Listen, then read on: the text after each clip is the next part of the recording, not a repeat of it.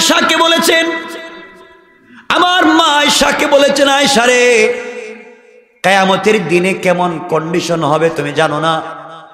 সকল মানুষ তো কবর থেকে উলঙ্গ হয়ে উঠবে।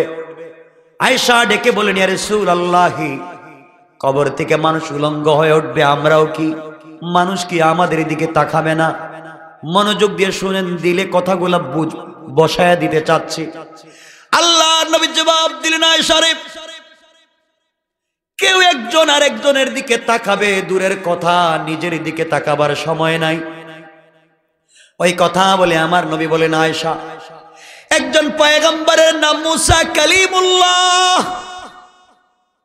যেই মুসা আল্লাহর সঙ্গে কথা বলেছেন, কিয়ামতের দিনে ওই মুসা পয়গম্বর আল্লাহর আরশে আজিমের পিলারে ধরে কান্না করে বলবেন, আল্লাহ লা আসআলুকা উম্মতি, এই কিয়ামতের দিনে তোমার পায়ে ধরি কোনো উম্মত চাই না, ওয়ালা আবি ওয়ালা উম্মি, আমার মা আচ্ছা বাবাকে চাই না, সন্তান সন্ততিকে চাই না।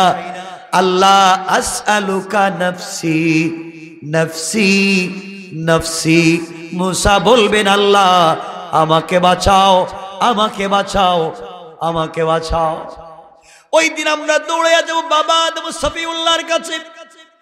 আদম সফিউল্লাহ বলবেন, মাফ চাই, আজকের দিনে আল্লাহর সঙ্গে কথা বলার পাওয়ার আমার নাই। আমরা যাব ইব্রাহিম খলিলুল্লাহর কাছে, বাবা আপনি একটু কথা বলেন।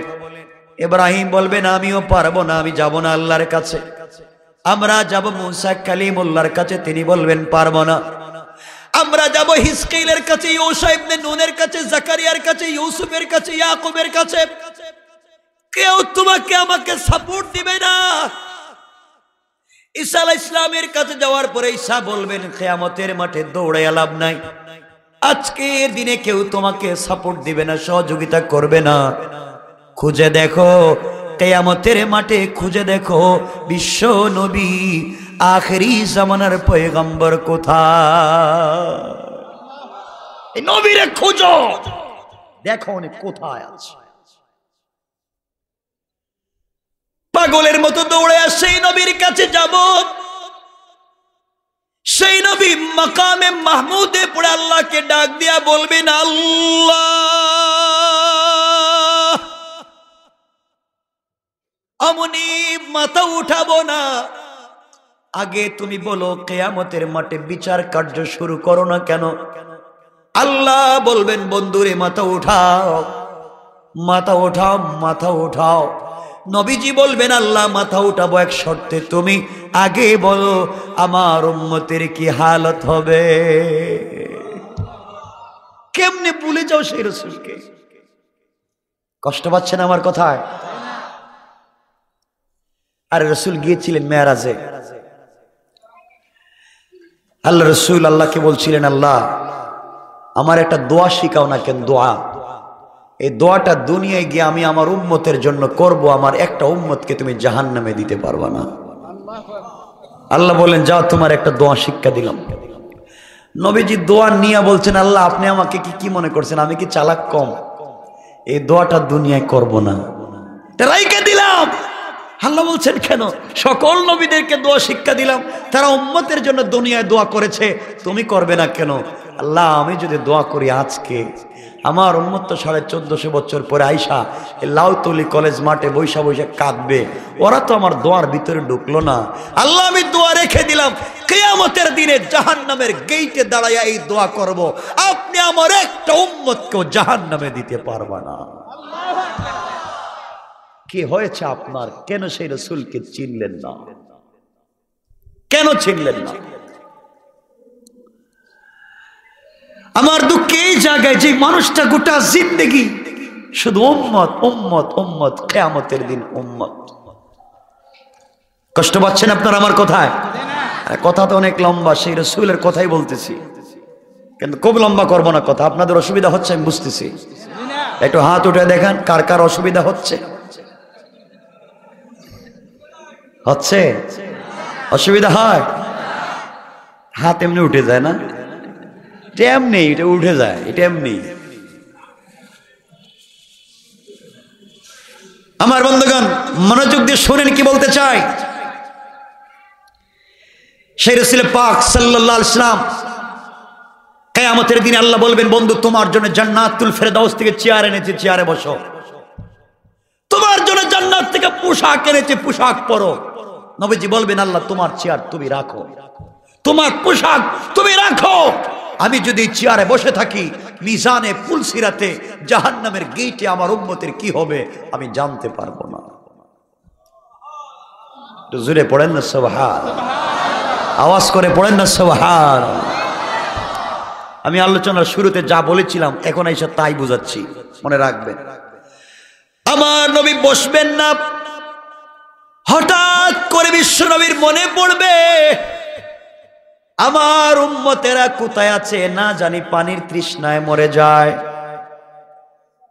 দৌড়াইয়া সেই নবী আসবেন, হাউজে কাউসারের পারে এসে দেখবেন তোমার আমার জিহ্বা বের হয়ে আছে। নবীজি বলবেন, উম্মত আয় রে, আমার কাছে আয়, এক গ্লাস হাউজে কাউসার পান কর। নবীজি নিজের হাতে পান করাইয়া বলবেন, যা রে যা, জান্নাতে না যাওয়া পর্যন্ত যদি 1 কোটি বছর চলে যায় আর কোনোদিন তৃষ্ণা লাগবে না।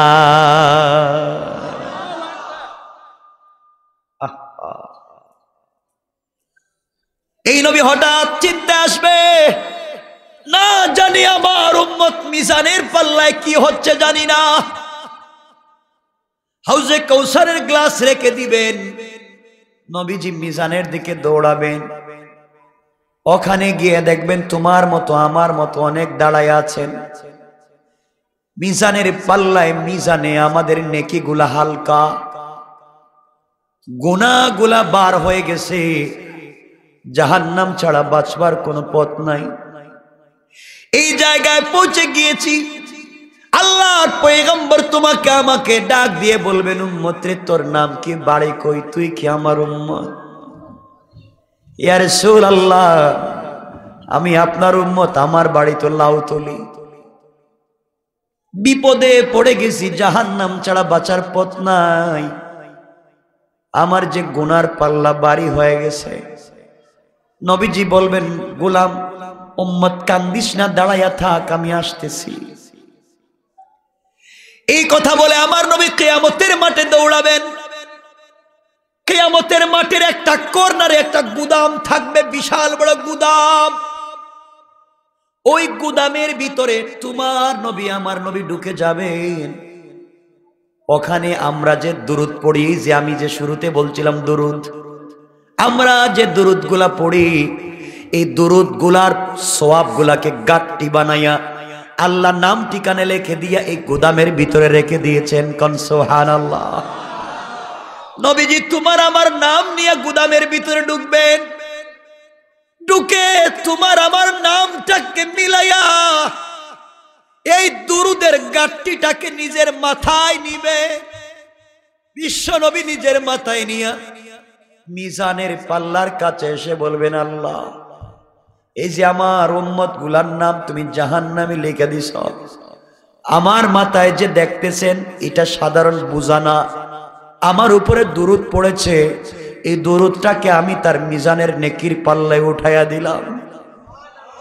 আল্লাহর নবী মিজানের পাল্লায় যখন উঠাইয়া দিবেন, পাল্লার জবান খুলে যাবে, মিজানের জবান খুলে যাবে, আর ডেকে বলবে, আল্লাহ তোমার নবী কি উঠাইছে, পায়ে ধরি নামাইয়া দাও।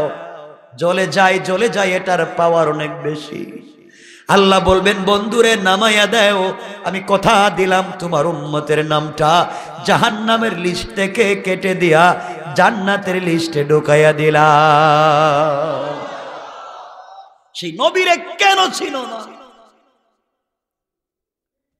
আবার বিশ্ব নবী দৌড়াবেন পুলসিরাতের দিকে, ওখানে গিয়ে দেখবেন তুমি আমি দাঁড়িয়ে আছি, পার হচ্ছি না, না জানি মরে যাই, পুলসিরাতে উঠলেই নাকি জাহান্নামে চলে যায়।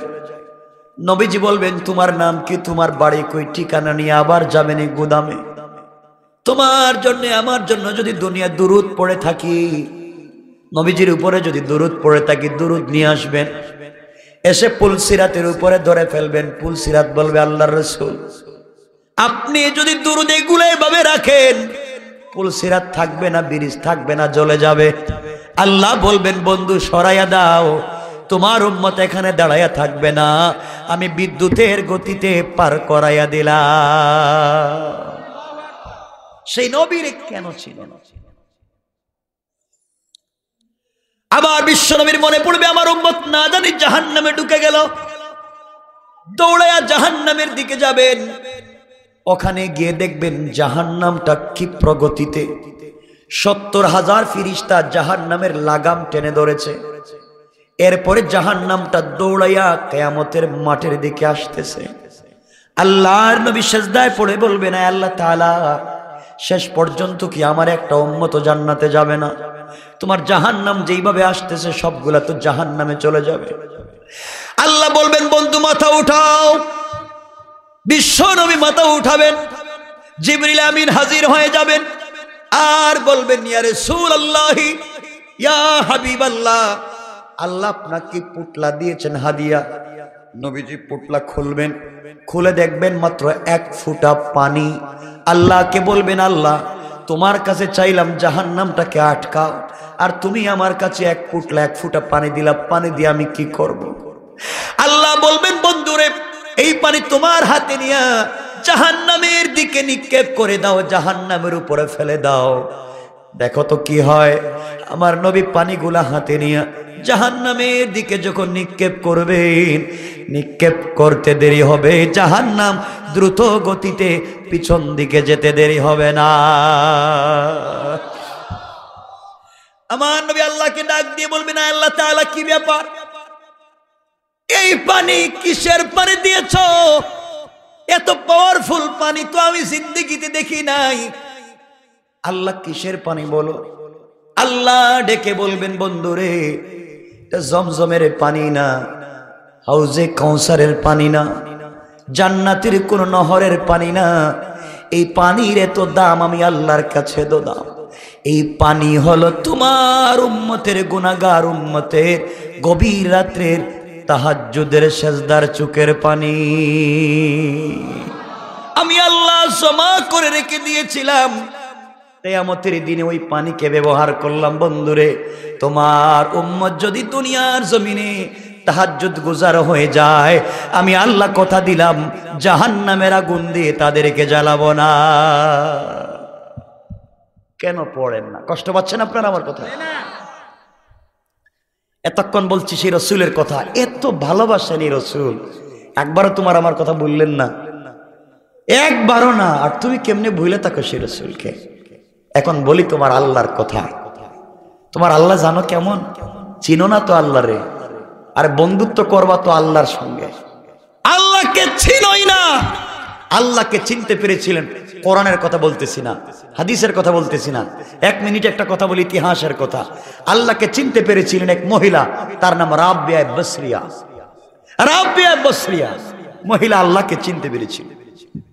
অনেক ঘটনা জানেন, আমি একটা ইতিহাসের ছোট্ট একটা 1 মিনিটে বলি, যেহেতু কোরআন হাদিসের কথা না আগে বলছি, আপনারা আবার ডাইভার্ট করবেন না, আমি ভালো করে বুঝে বলছি, কোরআনের না হাদিসের না ইতিহাসের কথা।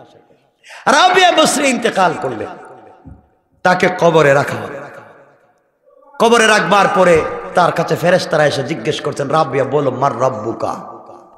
রাবিয়া জিজ্ঞেস করলেন তোমরা কারা? সুবহানাল্লাহ বলবেন না? সুবহানাল্লাহ বলতে কি কষ্ট হচ্ছে আপনাদের?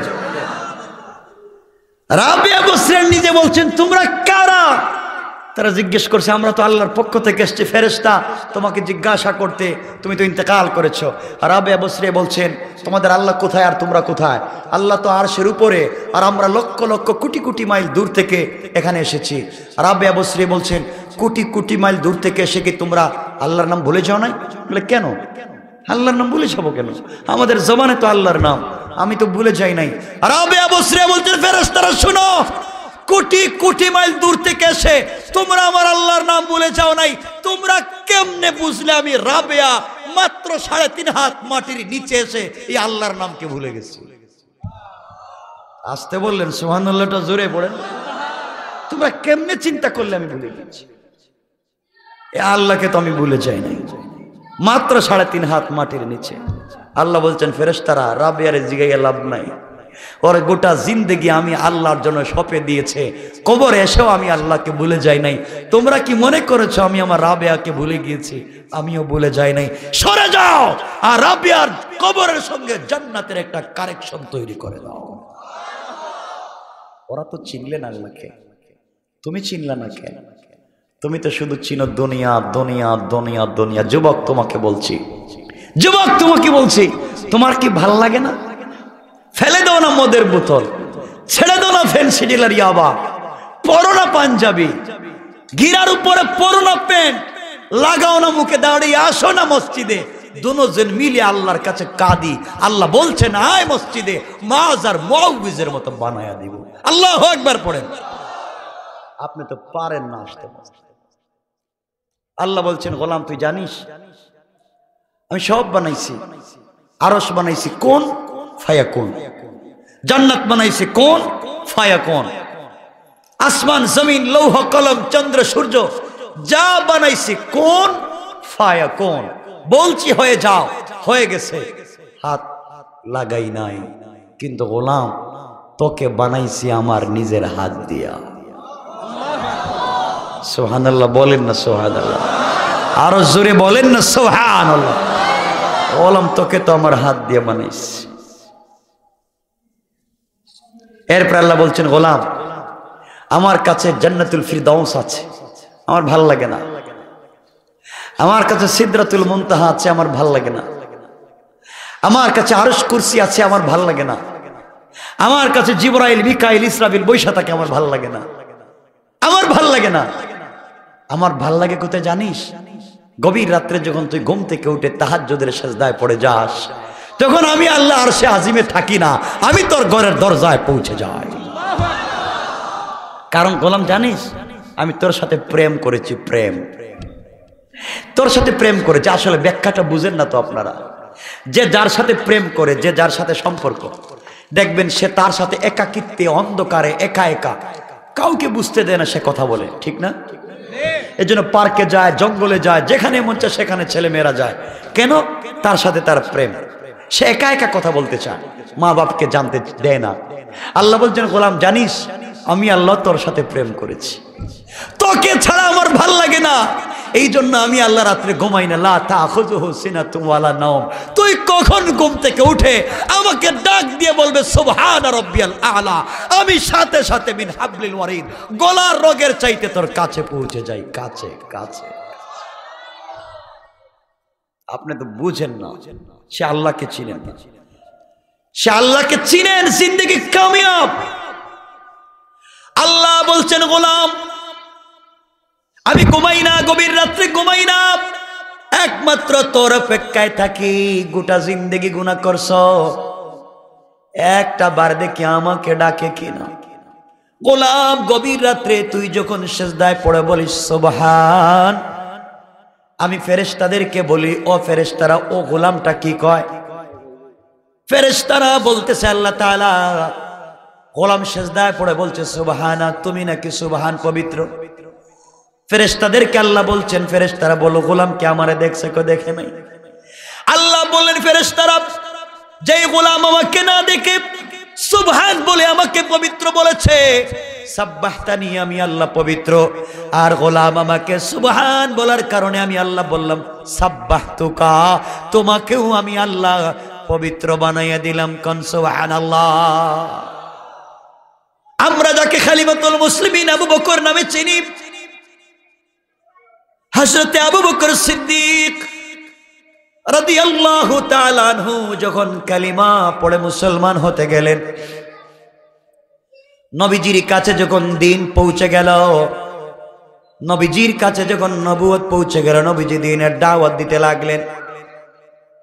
দ্বীনের দাওয়াত দিতে দিতে তার বাল্য বন্ধু হযরতে আবু বকর সিদ্দিকের কাছে গিয়ে বলেন, আবু বকর তুমি আমাকে ভালো করে চিনো, আমিও তোমাকে ভালো করে চিনি। আবু বকর আমি আজকের থেকে নবী এবং রাসূল কালিমার দাওয়াত দিচ্ছি, তুমি কি কালিমা পড়বা না? কালিমাটা পড়ে নাও। আবু বকর ডাক দিয়া বললেন, মুহাম্মদ ইবনে আব্দুল্লাহ, তুমি আমার বন্ধু, সন্দেহ নাই, কিন্তু তুমি যে বললা তুমি নবুয়ত লাভ করেছো, তোমার কাছে নবুয়ত এসেছেন, কোরআন নাজিল হয়, এর প্রমাণ কি? তোমার কাছে কি কোনো প্রমাণ আছে? প্রমাণ থাকলে দাও, প্রমাণ ছাড়া তো আমি আবু বকর মানতে পারি না। আমার নবী ডেকে বললেন, আবু বকর, তুমি আমার কাছে নবুয়তের দলিল চাইলা, আমার কাছে নবুয়তের প্রমাণ চাইলা, আমি নবী কি না তুমি প্রমাণ চাইলা। আবু বকর রে, আমি নবী হয়েছি আজকে, আমি নবী হওয়ার 5-6 বছর আগে নবুয়তের দলিল পৌঁছে গিয়েছে তোমার কাছে। কোন সুবহানাল্লাহ। আবু বকর ডাক দিয়ে বললেন, বন্ধু মুহাম্মদ ইবনে আব্দুল্লাহ, তুমি নবুয়ত লাভ করে আমার কাছে দ্বীনের দাওয়াত দিচ্ছ আর বলছো তুমি নবী এবং রাসূল, আবার বলতেছো আমার কাছে নবুয়তের দলিল আরো আগে পৌঁছে গেছে, কেমনে কি বুঝি না। আমার নবীজি বলেন, আবু বকর রে, তুমি তো কিছুদিন আগে আমাকে বলেছো, তুমি তো কিছুদিন আগে আমাকে বলেছো, কয়েক বছর আগে তুমি একটা স্বপ্ন দেখেছিলে, ব্যবসার জন্য তুমি সিরিয়া শামে গিয়েছিলে, ওই জায়গায় তুমি ঘুমে স্বপ্নে দেখেছো আসমানের উপরে একটা চন্দ্র, হঠাৎ করে চন্দ্রটা চূর্ণ বিচূর্ণ হয়ে গেছে, ভেঙ্গে গেছে, চন্দ্রটা ভেঙ্গে প্রত্যেকটা টুকরা মদিনার অলিতে গলিতে, মদিনার মক্কার প্রত্যেকটা মানুষের ঘরে ঘরে পৌঁছে গিয়েছে। স্বপ্নে দেখেছো চন্দ্রটা ভেঙ্গে প্রত্যেকটা মক্কার মানুষের ঘরে ঘরে পৌঁছে গেল। এরপরে তুমি বললা স্বপ্নে দেখেছো, হঠাৎ করে দেখো যেই চন্দ্রটা ভেঙ্গে মানুষের ঘরে ঢুকে গিয়েছে, হঠাৎ করে এই চন্দ্র আগের চাইতে বেশি আলোকিত হইয়া একবারে পূর্ণিমার রাতের মতো হইয়া আবার আসমানের মধ্যে চন্দ্রটা দেখা যায়। আগের চাইতে কোটি গুণ বেশি আলোকিত যখন হয়ে গেছিল চন্দ্রটা, তুমি আবার দেখেছো এই চন্দ্রটা ডাইরেক্ট দৌড় দিয়ে তোমার ঘরের ভিতরে ঢুকে পড়েছে। আল্লাহ তোমাকে বুঝাইয়া দিয়েছেন নবুয়তের আলোটা মক্কার প্রত্যেকের ঘরে ঘরে ঢুকবে, আংশিক অথবা পুরাপুরি। ঘরের 5 জন সদস্য হলে 2 জন ইসলাম কবুল করলো, অথবা 1 জন অথবা 3 জন পুরাপুরি করলো না। আর তোমার ঘরের ভিতরে পূর্ণ চাঁদ ঢুকে গিয়েছে, এর অর্থ হলো তোমার ঘরটা পুরানো ভাবে আল্লাহ রাব্বুল ইজ্জত ওয়াল জালাল সমস্ত বনি আদমের মধ্যে আমি বিশ্ব নবীর পরে উম্মতের মধ্যে শ্রেষ্ঠ সম্মান আল্লাহ তোমাকে দিয়েছে। আবু বকর ডাক দিয়া বললেন, মুহাম্মদ ইবনে আব্দুল্লাহ, বন্ধু আমার আর বলা লাগবে না। খুশির ঠেলায় দাঁড়িয়ে গেলেন, আমার নবীর কপালে চুম্বন করলেন আর জড়াইয়া ধরলেন আর বললেন, বন্ধু দেরি করা যায় না, আর দেরি করো না, তুমি আমাকে পড়াইয়া নাও লা ইলাহা ইল্লাল্লাহু মুহাম্মাদুর রাসূলুল্লাহ। হযরত সিদ্দিক আকবর কালিমা পড়ে মুসলমান হয়ে গেলেন। মুসলমান হয়ে যাওয়ার পরে আর ঘরের ভিতরে থাকতে ভাল লাগে না। দেখেন একটা মানুষ কত ভদ্র ছিল, নম্র।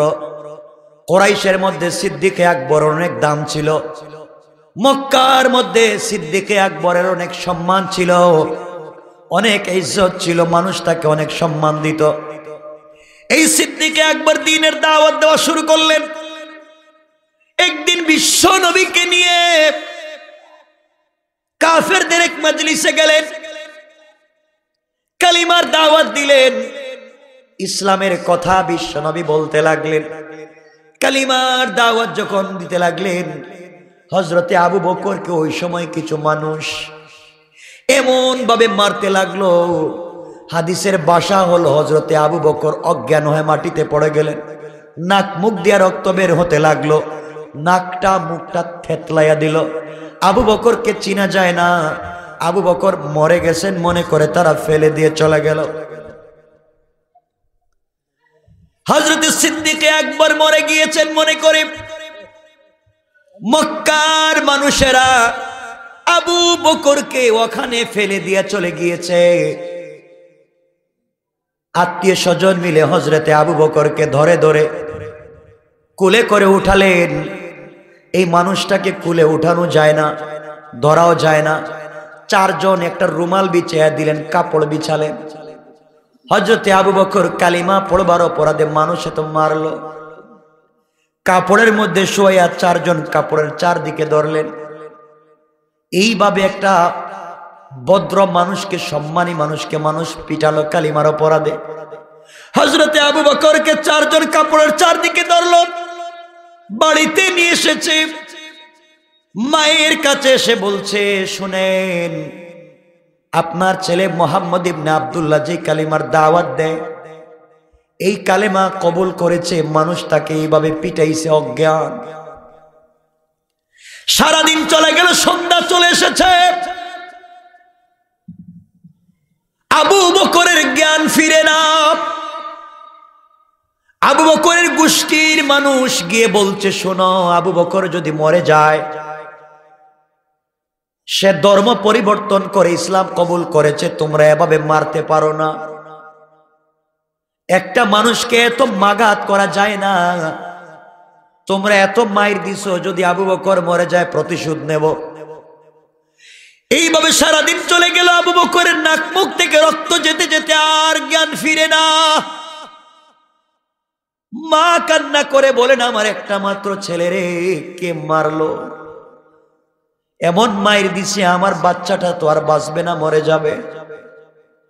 এভাবে করতে করতে সন্ধ্যার পরে হযরতে আবু বকর একটু একটু নড়াচড়া করেন, চক্ষু খুলে তাকাতে পারেন না, ঠোঁট মুখ ফুলে গেছে, সব থেকে রক্ত বের হচ্ছে। কথা বলতে পারতেছেন না, ইশারায় কথা বলতেছেন। মা ডেকে ডেকে বলছেন, বাবারে, কালিমার অপরাধে মানুষে তো মারলো, তুই তো চাইলে কালিমা ছাইড়া দিতে পারতে। হযরতে আবু বকর জ্ঞান ফেরার পরে বলছেন, মা শোনো, কে আছো আমার কাছে, শোনো, কে আমাকে মারলো আমি তা জানতে চাই না, কত কষ্ট পেয়েছি তা জানতে চাই না, মারে আগে বলো আমার বিশ্ব নবী কেমন আছে।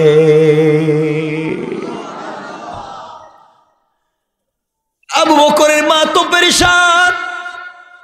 এত আঘাত প্রাপ্ত হওয়ার পরে আমার ছেলে তার নবীকে ভুলে যায় না। মা বলছেন, বাবা মুহাম্মদকে আমি তো চিনি না। তিনি বললেন, মারে, ও যে আবু তালেবের ভাতিজা, আব্দুল মুত্তালিবের নাতি মুহাম্মদ ইবনে আব্দুল্লাহ, আব্দুল্লাহর ছেলে, ওর কাছে আমি যাই, তার কালিমা আমি পড়ছি, এই জন্য মানুষ মারছে। মা, আমি মরে যেতে পারি, সবাই মারতে পারে, কিন্তু আমার বন্ধু যে কালিমার দাওয়াত দিয়েছে, আমি আমার জবানের কলেজায় যে শান্তি পাইছি। সবাই আমাকে 1 কোটি বার মারতে পারে, মরে যেতে পারি রে মা, কিন্তু 1 সেকেন্ডের জন্য আমি আবু বকর কালিমা ছেড়ে দিতে পারি না। মা খাবার নিয়ে আসছেন, চামচ দিয়া মুখে দিতে চাইলেন, আবু বকর, বাবা 1 ফোঁটা পানি খা। আবু বকর ডাক দিয়া বলছেন, মা, আমি আমার আল্লাহর জাতের কসম করে বলছি, যতক্ষণ পর্যন্ত আমি আমার নবীর খবর নিতে না পারবো, আমি আবু বকর 1 ফোঁটা পানিও খাবো না। মা ডেকে বললেন, আবু বকর, আমি কেমনে চিনি না, জানি না তার বাড়ি কোথায়, আমি কোথায় গিয়ে তারে খুঁজবো? আবু বকর বলছেন, মা, খুঁজার একটা সুযোগ বলে দিই, তুমি একটু খবর নিয়ে আসো, না আসলে আমি কিন্তু বাঁচবো না। আবু বকর মাকে বলছেন, মা শোনো, এই সামনে গেলে একটা বাড়ি দেখবা, ওই বাড়ি খাত্তাবের মেয়ে, উমরের বোনের বাড়ি, মেয়েটার নাম ফাতেমা, খাত্তাবের মেয়ে। তার কাছে গিয়ে আমার নাম বলবা, সে তোমাকে নবীজির বাড়ি দেখাইয়া দিবে। তুমি যদি আমার খবর নবীজির কাছে না দাও, আর আমি যদি একটা নজর আমি আমার নবীকে না দেখি, আমি মরে গেলেও কিছু খাবো না। কেমন ভালোবাসা বিশ্ব নবীর প্রতি।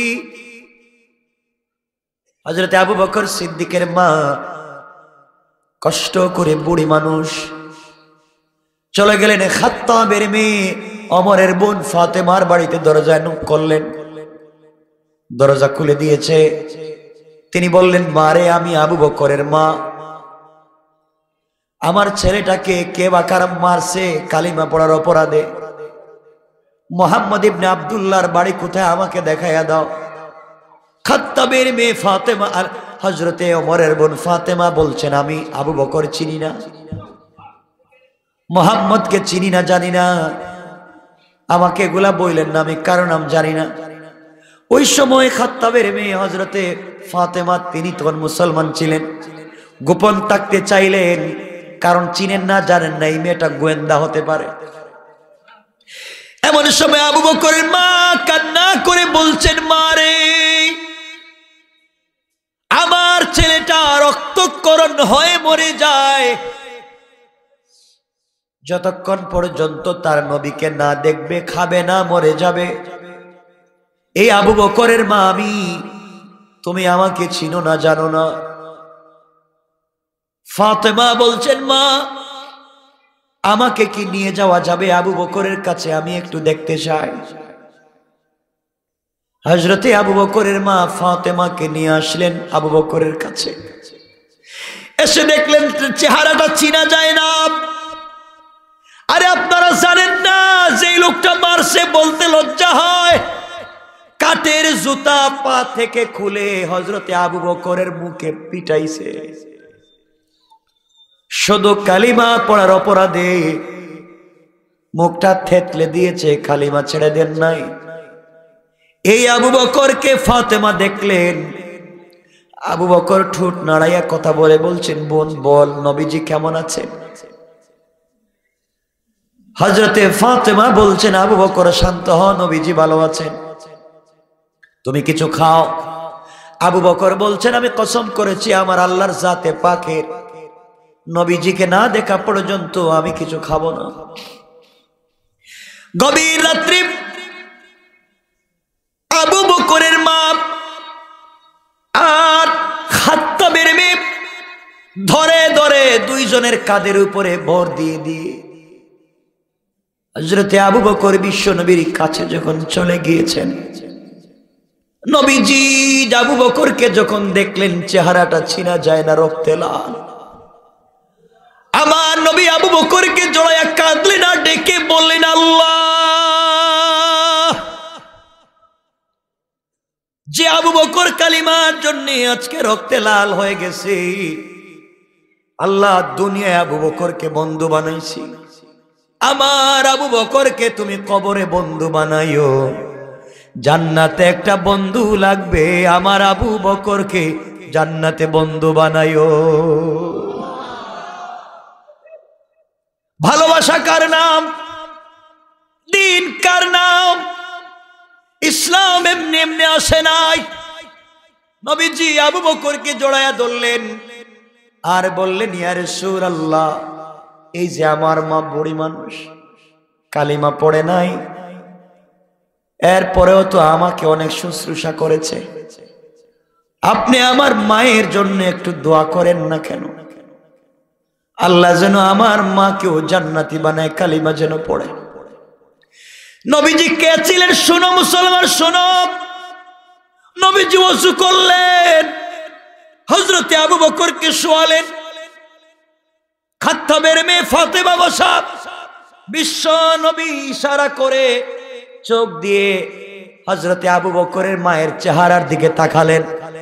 তাকানোর 1 মিনিট শেষ হয় নাই, আবু বকরের মা লাফ দিয়ে দাঁড়ায় উঠে বললেন, ইয়া রাসূলুল্লাহ, আর দেরি কইরেন না, আপনি আমার দিকে তাকাইছেন, আমার ভয় ঢুকে গেছে, এই মুহূর্তে আপনি আমাকে আমার ছেলের মতো কালিমা পড়াইয়া মুসলমান বানাইয়া দেন। মুসলমান হয়ে গেল, মুসলমান হয়ে গেল। রাসূলের দোয়ার তো অনেক স্পিড, অনেক পাওয়ার। আপনারা অনেক ঘটনা জানেন, রাসূলের দোয়ার যে কত স্পিড, এগুলা বলতে গেলেই তো রাত্র শেষ হয়ে যাবে 11:15। এর জন্য লম্বা করবো না আমার বন্ধুগণ, শুনেন, এত